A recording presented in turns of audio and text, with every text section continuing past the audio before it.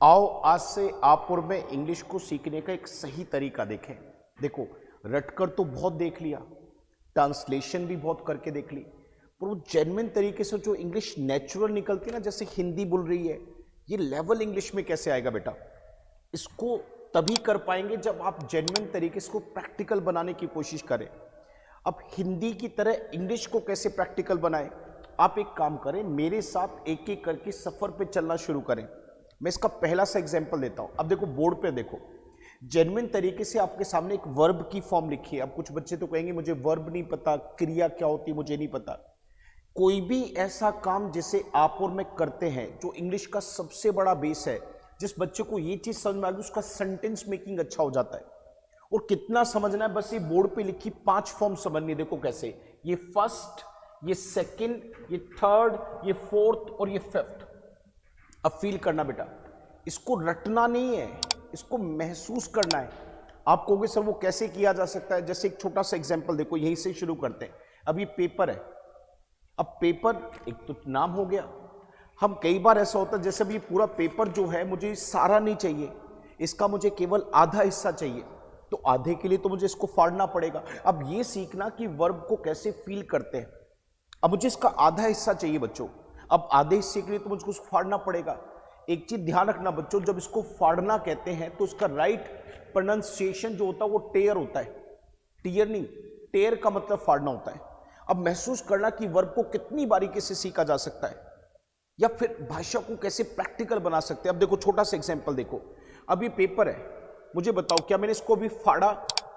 महसूस करे बेटा, क्या अभी तक ये पेपर फटा? आप कहेंगे सर नहीं, बिल्कुल नहीं फटा, अभी तो फटेगा। भाई मुझे आधा हिस्सा चाहिए, मुझे केवल 4 मिनट दे दो, इंग्लिश की बड़ी गहरी समझ आपको दिखाता हूं। प्रैक्टिकल सफर कैसे बनाएंगे इंग्लिश का, ये देख लीजिए।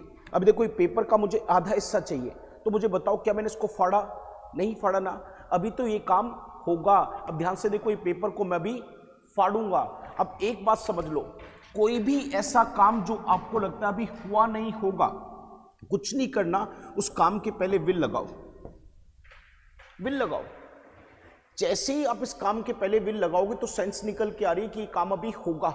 विल टेयर, विल टेयर का मतलब अभी ऐसा होगा। पर अगली बात देखो, अब जरा गौर से देखो, क्या अब भी मैं इस पेपर को फाड़ूंगा? महसूस करो, क्या अब भी इस पेपर को मैं फाड़ूंगा? देखो, आप कहेंगे नहीं सर, अब ये पेपर आप फाड़ोगे नहीं, बल्कि इसको तो आप फाड़ रहे हो। अब देखो, ये काम चल रहा है, और आज से कोई भी काम आपको लगे चलता हुआ दिखाना हो कि ये काम हो रहा है, जैसे आप पढ़ रहे हो, मैं पढ़ा रहा हूं, आप मुझे सुन रहे हैं, मैं बोल रहा हूं, ये सब काम चल रहे हैं, तो कुछ नहीं करना, बस आईएनजी लगा दो। अगर उसी काम में जो काम था उसमें जैसे ही आप आईएनजी लगाओगे तो इससे सेंस निकल आएगी कि वो काम तो चल रहा है। जैसे मैं इस पेपर को फाड़ रहा हूं, आईएनजी लगेगा, ये टेयरिंग हो। और अब क्या मैं ये फाड़ रहा हूं? नहीं। अब ध्यान से देखा जाए तो पेपर तो मैंने, आप ठीक कह रहे हैं, फाड़ दिया। और जब आपको ये दिखाना है कि ये काम तो हो गया, कुछ नहीं करना, उस काम को लो, उसकी थर्ड फॉर्म लगा दो। जैसे ही काम की थर्ड फॉर्म लगाओगे तो सेंस निकल के आएगी, काम तो हो चुका है। कितना आसान। अब देखो कितना आसान, इंग्लिश को महसूस करके देखो। आपने 1 मिनट के अंदर समझ के देखा। क्या समझ के देखा? कि जब कोई काम आपको लगा भी हुआ नहीं होगा तो विल लगा दिया। जब आपको लगा कि वो काम चल रहा है तो आपने आईएनजी लगा दिया।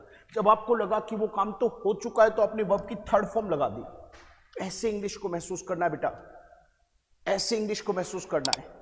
जैसे एक छोटा सा एग्जांपल देखिए, मान लो आपके सामने मैं एक बात बोलता हूं, देखो कैसे बेटा, किसी भी चीज को साफ करना होता है क्लीन। अब जो चीज साफ होगी उसका नाम यहां पे आएगा। तो जैसे मेरे कमरे को साफ करना तो clean my room, clean my room. सबसे पहले देखो ये काम है, साफ करना कोई काम है। मैंने कहा ना बेटा, काम वो होता है जिसे हम करते हैं। अब इसे प्रैक्टिकल बना लो। अब मेरा कमरा गंदा पड़ा है बेटा, अभी गंदा पड़ा है तो मैं आपसे प्रश्न पूछता हूं कि क्या वो साफ हुआ? आप कहेंगे नहीं। मैंने कहा तो बताओ क्या वो होगा? आप कह रहे हाँ। तो मैंने कहा वो काम जो आपको लगता है अभी हुआ नहीं होगा, तो कुछ नहीं करना, उस काम के पहले विल लगा दो। Will clean. कौन करेगा बेटा? मैं करूंगा, तो सेंटेंस बन गया, I will clean, I will clean my room.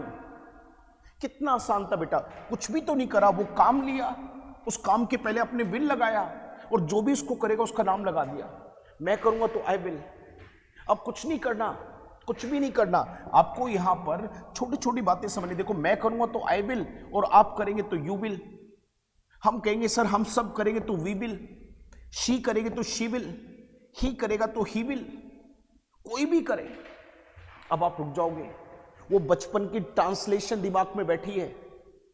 क्या ट्रांसलेशन दिमाग में बैठी है? वो कहेंगे सर आप मुझे बताइए जरा, बचपन से जो पढ़ते आ रहे थे कि आई और वी इसके साथ तो शेल लगता है, पर अब दिखेगा नहीं बोलता हुआ, लोग बोलते ही नहीं, क्योंकि इंग्लिश में क्या कहते हैं कि आप शेल को विल से रिप्लेस कर सकते हैं।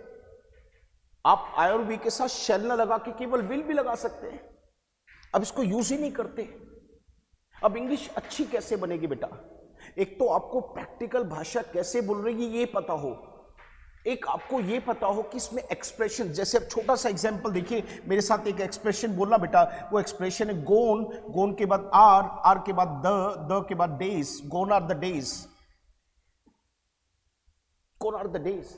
जब हम कभी भी ये कहें कि गए वो जमाने, गए वो जमाने, तो इंग्लिश एक सेंटेंस बोलती गोन आर द डेज। मैंने कहा अपनी मदर से बोला कि मम्मी एक काम करो, बड़े ध्यान से देखो, मैंने कहा मुझे चीनी लेके आनी है, तो मेरी मदर ने मुझे 15 रुपए थमा दिए। अब 15 रुपए की 1 किलो चीनी कह रही लेके आने के लिए। सब 15 रुपए में 1 किलो चीनी के आज जमाने हैं। वो सर वो दौर था, अब 15 रुपए की 1 किलो चीनी नहीं आती। गए वो जमाने, गए वो जमाने। और जब हम कभी भी कहते गए वो जमाने तो इंग्लिश बोलेगी gone are the days, gone are the days. अब वो ब्लैक एंड व्हाइट टीवी नहीं दिखता बेटा घर में, क्योंकि हम कहीं ना कहीं ये कहते हैं कि ब्लैक एंड व्हाइट के तो जमाने चले गए, तो गोन आर द डेज। और देखो अब कैसे, यही सीखना है, यही सीखना है राजा बेटा कि डेज तो चलेगा पर किसके? ब्लैक एंड व्हाइट टीवी के। तो आपको कुछ नहीं करना, ऑफ लगाना है, ऑफ के बाद उस चीज का नाम, ऑफ के बाद उस चीज का नाम। जैसे black and white TV, black and white TV, black and white TV. Gone are the days of black and white TV. Gone are the days of shell. अब लोग शेल नहीं चलाते भैया, शेल तो चला गया, पहले यूज करते थे। तो क्या चाहिए इंग्लिश को सीखने के लिए बेटा? सबसे पहले प्रैक्टिकल सीख समझ। प्रैक्टिकल समझ क्या कहती है? सबसे पहले प्रैक्टिकल समझ ये कहती है कि आपको मेरे साथ ये वर्ब्स की ना बहुत बारीक समझ बनानी है। आपको प्रैक्टिकल तरीके से सीखना है। क्या सीखना है कि एक वर्ब को 5 तरीके से लिखा जाता है। सबसे बड़ा बेस है इंग्लिश का। जिस दिन ये वर्ब्स पे पकड़ बन गई ना, अब सच में मान के चला कि आपकी इंग्लिश बहुत अच्छी होने वाली है। तो आपने क्या सीखा? आपने कहा इन वर्ब्स को कैसे पकड़ेंगे? सर टाइम के अकॉर्डिंग पकड़ेंगे। अब देखो ना बेटा, खाना एक काम है, ये खाना रखा है, अब क्या फीलिंग आ रही है? रखा है तो खा लिया नहीं, तो आप भी सोच रहे ना जो खाना रखा है इसको तो अभी हम ठीक कह रहे हैं, आप क्या कह रहे हैं? खाएंगे तो काम होगा। तो जो काम आपको लगता अभी हुआ नहीं तो लगा दो विल, विल लगा दो, तो विल टेक फूड। पर सोचो अगर ये खाना मैंने उठाया, हंसना नहीं है, फील करना है। अब देखो महसूस करके देखो, अभी काम होगा नहीं, क्या ये हो रहा है? यस। और जब कोई काम आपको लगे कि हो रहा है, चल रहा है, तो कुछ नहीं करना, उस काम में आईएनजी लगा दो बेटा। ये जो आईएनजी है ना, यहां पे आईएनजी, ये दिखा रहा है कि वो काम चल रहा है। तो मैं खा रहा हूं, आई एम टेकिंग फूड। और देखो ये प्लेट मैंने उठा के एक तरफ रख दी, अब खा रहा हूं। आप कहेंगे नहीं, मैंने कहा बेटा खा लिया, आप कहोगे हाँ, मैंने कहा हो रहा है, आपने कहा नहीं, मैंने कहा हो गया क्या, आप कह रहे हाँ। और जब भी कोई काम आपको लगे कि हो गया तो कुछ नहीं करना, काम की थर्ड फॉर्म, टेक की थर्ड फॉर्म क्या है? टेकन। तो टेकन थर्ड फॉर्म है। अब महसूस ये तो करना था। मैंने कहा बेटा अखबार ये पेपर है, फाड़ दिया क्या? आपने कहा नहीं सर। मैंने कहा फाड़ूंगा क्या? आप बोले यस। अब देखो फाड़ूंगा तो आई विल, ये आई विल क्या कह रहा है? काम होगा। पर आपको जब मैंने ऐसे कहा, महसूस करो अब ये काम होगा नहीं, अब ये काम चल रहा है, तो टेयरिंग, टेयरिंग बन जाएगा। और अब महसूस करो, अब हो गया, अभी टॉन है, थर्ड फॉर्म है। तो कितना आसान है भाषा को सीखना यार। हमने इसको कितना टफ बना रखा है। ट्रांसलेशन देख रहे हैं, गा गे गी ता तेती चुका चुके चुकी, यहां कमी कर रहे हैं। तो एक ऐसा कोर्स मैंने आप लोगों के लिए सच में डिजाइन किया है। ये कोर्स मैंने डिजाइन किया बेटा, इस कोर्स में यही काम किया राजा बेटे मैंने। वो काम क्या किया मैं थोड़ा सा आपको अपडेट कर दूं। ये कोर्स है, करीबन 3 महीने ऐप पे पढ़ाऊंगा। 3 मंथ्स आपको ऐप पे पढ़ाऊंगा, प्रैक्टिकल लाइफ से इंग्लिश को जोड़ के पढ़ाऊंगा। वहाँ थोड़ा साथ साथ बुलवाएंगे भी, वहाँ पे खूब प्रैक्टिस है, दबा के प्रैक्टिस है।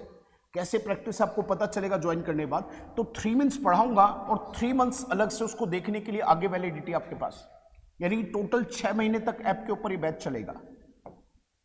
क्लास को रिपीट करके देख सकते हैं। और कीमत देखिए कितनी आसान कर दिया इंग्लिश को सीखना, मात्र 599 रुपए में। सही सुना आपने, राइट, 599 में इंग्लिश के बहुत बेहतरीन वर्ड्स, वोकैबुलरी में बड़ा साउंड, किसी भी लेवल पे जाना सब वर्ड्स पता होंगे। ग्रामर को ऐसे जैसे प्रैक्टिकल बच्चों जैसा खेल कर दिया। घर में छोटे बच्चों को दिखाओ, बड़े लोगों को दिखाओ, वर्किंग लोगों को दिखाओ, ग्रामर अच्छी होगी, वोकैबुलरी अच्छी होगी, पकड़ बनेगी, कॉन्फिडेंस बिल्ड होगा, कॉन्फिडेंस। ये बैच है इंग्लिश दर्पण करके, जो हमारा सेंटर है ये इंग्लिश दर्पण करके, मैं लिख देता हूं ऊपर, इंग्लिश दर्पण करके। बेटा आज ही प्ले स्टोर पे जाओ और इस नाम से ऐप मिलेगी, डाउनलोड कर लो, इंग्लिश दर्पण।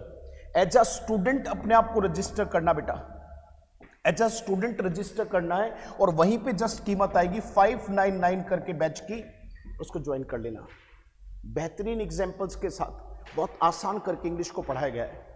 उम्मीद करता हूं कि इस कोर्स से आप जुड़ेंगे और इंग्लिश को सीखेंगे। और बेटा हर उस बच्चे को करवा दो जिस बच्चे की इंग्लिश में प्रॉब्लम है।